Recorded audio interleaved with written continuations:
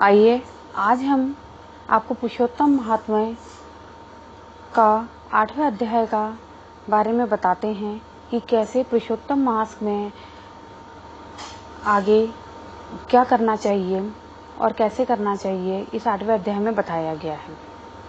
सूत जी कहने लगे कि हे तपोधनों, भगवान विष्णु और श्री कृष्ण के वचन सुनकर नारद जी अत्यंत प्रसन्न हुए, परंतु फिर वे प्रश्न करने लगे। नारद जी कहने लगे, हे प्रभु, लक्ष्मीपति जब बैकुंठ को चले गए फिर क्या हुआ, वह सब कृपा करके मुझसे कहिए। हरि का वृत्तांत सबके लिए हितकारक है। ऐसे प्रश्न से प्रसन्न होकर श्री नारायण जगत को आनंद देने वाले वचन श्री नारायण कहने लगे, हे नारद, जब लक्ष्मीपति वैकुंठ चले गए तो अधिक मास को अपने धाम में अपने पास बुलाया। वहां बैकुंठ में बसकर अधिक मास अत्यंत आनंद करने लगा और भगवान के साथ क्रीड़ा करने लगा। श्री कृष्ण ने मन से प्रसन्न होकर मलमास को 12 मासों में श्रेष्ठ कर दिया और सबका प्रिय बना दिया। इस प्रकार भक्त वत्सल भगवान युधिष्ठिर और द्रौपदी को कृपा से देखते हुए अर्जुन से बोले, हे राजसी, दुख में डूबे होने के कारण तुमने तपोवन में आए पुरुषोत्तम मास का आदर नहीं किया और वृंदावन चंद्र का प्रिय मास आपके वन में रहने से अनजाने से चला गया। भय से दुखित मन वाले भीष्म द्रोण भी नहीं जान पाए और भय के द्वेष से तुमने नहीं जाना।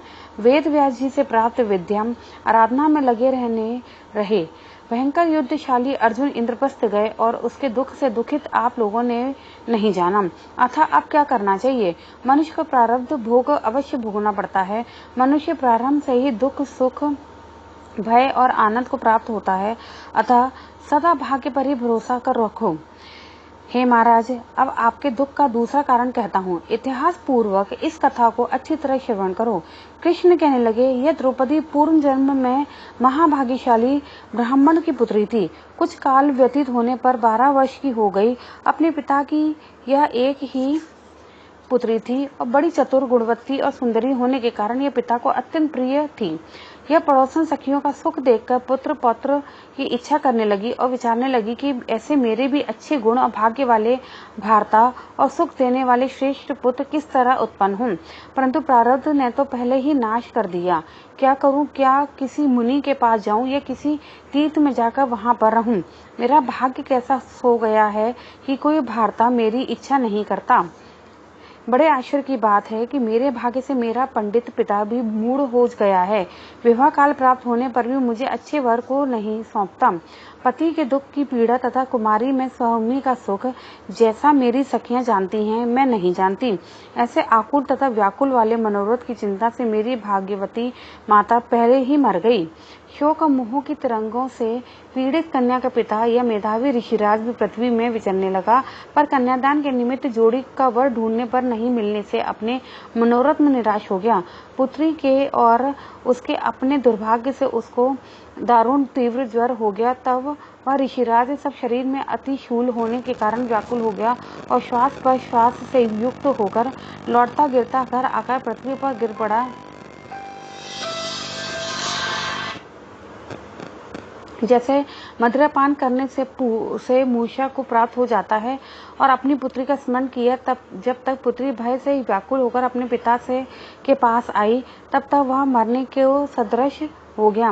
देवयोग से अकस्मात कांपता हुआ और कन्यादान के प्रसंग से उठे हुए महोत्सव से रहित, वौर पूर्वकाल के लिए गृहस्थी धर्मों से रहित होकर संसार की वासना को छोड़कर हरि में मन को लगाता वह मेधावी ऋषिराज श्री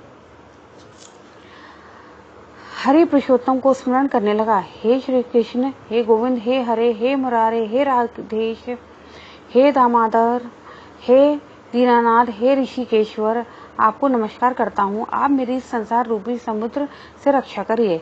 इस प्रकार मुनि के वचन सुनकर बहुत जल्दी भगवान के पार्षद मरे हुए मुनि के जीवात्मा को लेकर भगवान के बैकुंठ धाम को चले गए और वह पुत्री पिता का स्मरण सुनकर हाय हाय कर रोती और पिता के देह को गोदी में लेकर विलाप करने लगी।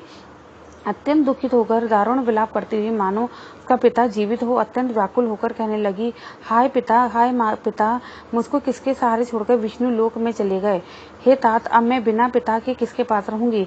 न मेरा भाई है, न कोई कुटुंबी, मेरी तेजस्विनी माता भी नहीं है जो मेरे भोजन तथा वस्त्रों की चिंता करती। अब इस दशा में मैं भी मर जाऊंगी। जीने सब क्या काम है। उसे इस प्रकार बारंबार रोता हुआ विलाप करते हुए सुनकर उस वन में रहने वाले ब्राह्मण सोचने लगे कि अत्यंत करुणा भरे स्वर से इस तपोवन में कौन रोता है। फिर तपस्वी मेधावी ऋषि की पुत्री का रोना निश्चय करके वहां पहुंचे और वहां पुत्री की गोद में मरे हुए मुनि को देखकर वन में रहने वाले मुनि ऋषि भी रोने लगे। पुत्री की गोद में से मेधावी ऋषि की लाश को लेकर शमशान घाट ले गए।